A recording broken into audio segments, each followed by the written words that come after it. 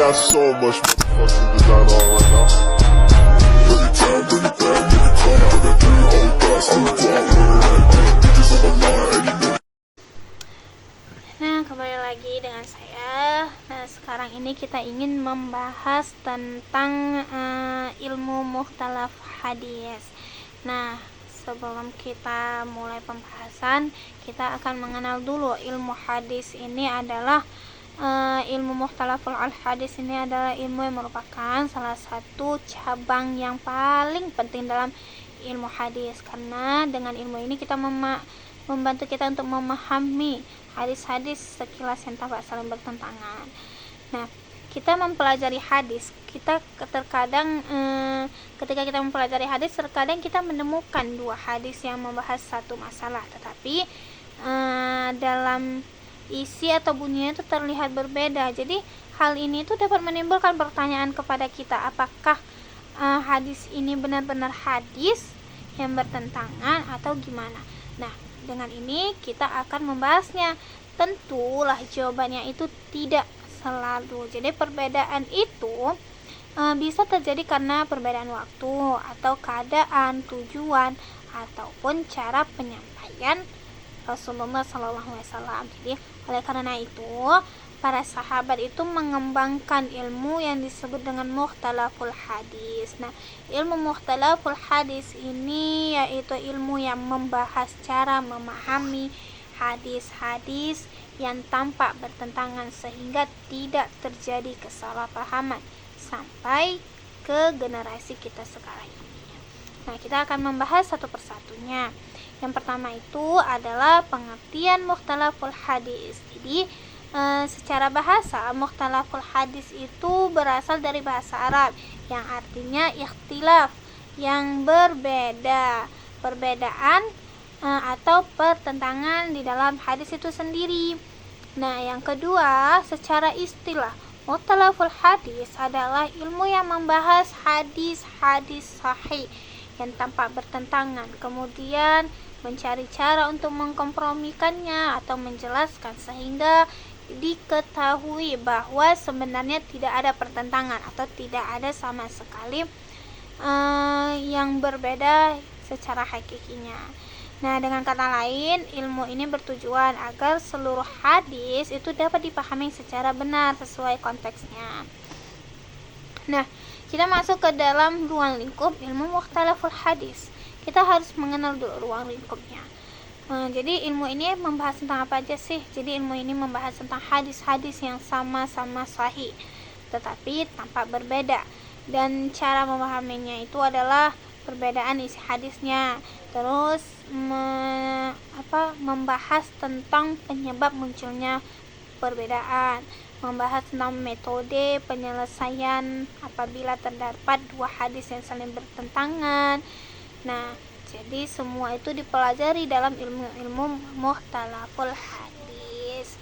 Nah, untuk yang ketiga itu adalah penyebab terjadinya mukhtalaful hadis. Jadi ada beberapa penyebab hadis itu tampak bertentangan, yaitu perbedaan waktu, yang mana Rasulullah SAW terkadang menambah atau memberikan hukum yang berbeda sesuai perkembangan keadaan umat Islam. Yang kedua itu perbedaan kondisi.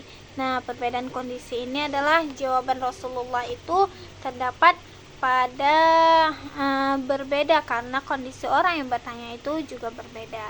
Jadi perbedaan kondisi itu karena disebabkan ketika orang-orang yang bertanya itu berbeda, tidak sama dengan orang-orang yang lain. Nah, yang terakhir itu ada perbedaan tempat. Nah, perbedaan tempat ini adalah suatu hukum dapat disampaikan sesuai keadaan masyarakat pada waktu itu. Yang terakhir ada namanya perbedaan tujuan. Ada hadis yang menjelaskan hukum secara umum dan ada yang menjelaskan pengecualiannya. Nah, jadi semua itu adalah penyebab-penyebab terjadinya mukhtalaful hadis. kita masuk penjelasan tentang metode penyelesaian mukhtalaful hadis. Nah, jadi kalau misalnya dia sudah ada pertentangan gitu, bagaimana cara kita untuk menyelesaikannya? Bagaimana cara kita untuk menggunakan metode-metodenya? Apa yang harus kita lakukan dalam dalam mukhtalaful hadis ini?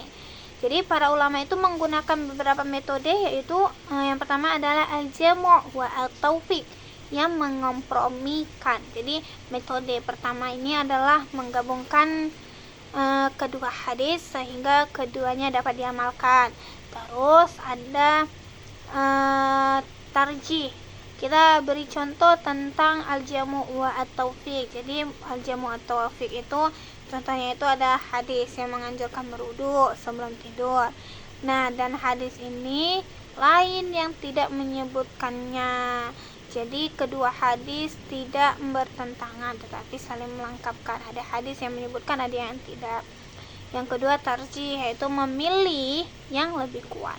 Jadi apabila kedua hadis tidak dapat dikompromikan, maka yang dipilih itu adalah hadis yang kuat dari kualitasnya, dari kuantitasnya. Jadi kita harus memilih hadisnya itu berdasarkan dengan kualitas sanadnya, jumlah perawinya, dan juga kekuatan dalilnya. Jadi jika memang tidak bisa dikompromikan kedua hadis yang bertentangan itu, kita harus melakukan metode tarjih. Yang C adalah nasah. Nasah itu penghapusan hukum. Jadi jika diketahui salah satu hadis itu datang lebih akhir, maka hadis yang terakhir itu dapat kita hapus hukum yang sebelumnya. Contohnya itu pada awal Rasulullah SAW itu melarang ziarah kubur. Kemudian setelah umat Islam berkembang, kuat akidahnya, beliau itu membolehkan. Itu namanya yang pertama itu dinasahkan, karena ada yang menansahkannya, nasah dan mansuh. Nah, yang ketiga itu adalah tawakuf.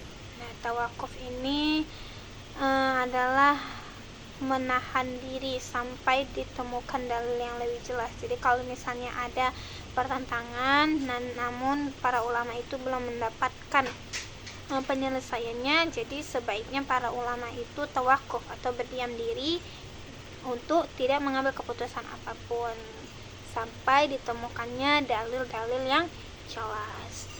Yang kita lanjut tentang contoh mukhtalaful hadis. Contoh pertama itu seperti ziarah kubur. Nah, sampai sekarang pun banyak yang mengatakan ziarah kubur itu adalah bid'ah, itu dilarang. Ternyata di sini kita akan menjelaskan kapan ziarah kubur itu ditolak, kapan ziarah kubur itu dibolehkan oleh Rasulullah SAW. Contoh pertama itu adalah ziarah kubur. Pada awalnya Rasulullah SAW itu bersabda agar tidak berziarah kubur. Kemudian beliau itu bersabda, sekarang berziarahlah kalian ke kubur, karena ziarah kubur itu mengingatkan kalian kepada akhirat. Nah, jadi yang awalnya Nabi itu menyuruh dan Nabi melarang, akhirnya menyuruh. Jadi tentulah kedua hadis ini itu bertentangan. Jadi hadis yang kedua itu menghapus larangan hadis yang pertama, karena kondisi umat sudah berbeda pada zaman sebelumnya. Terus ada contoh yang kedua. Contoh kedua itu adalah cara sholat, yang mana terdapat beberapa hadis yang menjelaskan posisi tangan itu sholat berada di redaksi yang berbeda. Namun para sahabat itu menjelaskan bahwa Rasulullah SAW itu pernah melakukan beberapa cara, semuanya itu dibolehkan sehingga tidak dianggap bertentangan. Jadi cara sholat juga ada beberapa yang bertentangan di dalamnya. Jadi yang keenam itu manfaat kita mempelajari mukhtalaful hadis. Apa aja manfaatnya? Jadi manfaat kita mempelajari mukhtalaful hadis ini ialah membantu kita memahami hadis-hadis secara benar. Terus kita menghindari dari anggapan bahwa hadis ini adalah saling bertentangan, dan kita juga mengetahui hikmah di balik perbedaan riwayat, dan menambah keyakinan kita kepada Rasulullah, kepada keaslian hadisnya, membantu ulama dalam menetapkan suatu hukum. Nah, itu adalah manfaat-manfaat dari mukhtalaful hadis. Nah, yang terakhir kita membahas tentang tokoh-tokoh ilmu mukhtalaful hadis. Siapa aja sih deretan ulama yang terkenal di dalam ilmu mukhtalaful hadis? Yang pertama itu ada Imam Asy-Syafi'i melalui kitab Ikhtilaf al-Hadis. Yang kedua ada Ibnu Qutaibah melalui kitab Ta'wilnya. Terus Imam An-Nawawi ada kitabnya itu banyak kitabnya yang dijelaskan Imam An-Nawawi. Jadi kesimpulannya itu adalah mukhtalaful hadis itu adalah ilmu yang mempelajari hadis-hadis sahih yang tanpa bertentangan, tetapi ada solusi-solusi dengan metode-metode yang disampaikan oleh para sahabat, para ulama untuk menengahkan pertentangan-pertentangan yang dianggap di dalam hadis tersebut. Nah, jadi dengan pembahasan kita hari ini kita mengetahui apa itu mukhtalaful hadis, ilmu mukhtalaful hadis, dan bagaimana cara kita menyikapi ketika kita menemukan dalil-dalil atau hadis-hadis yang bertentangan itu. Wallahu a'lam bishawab. Assalamualaikum warahmatullahi wabarakatuh.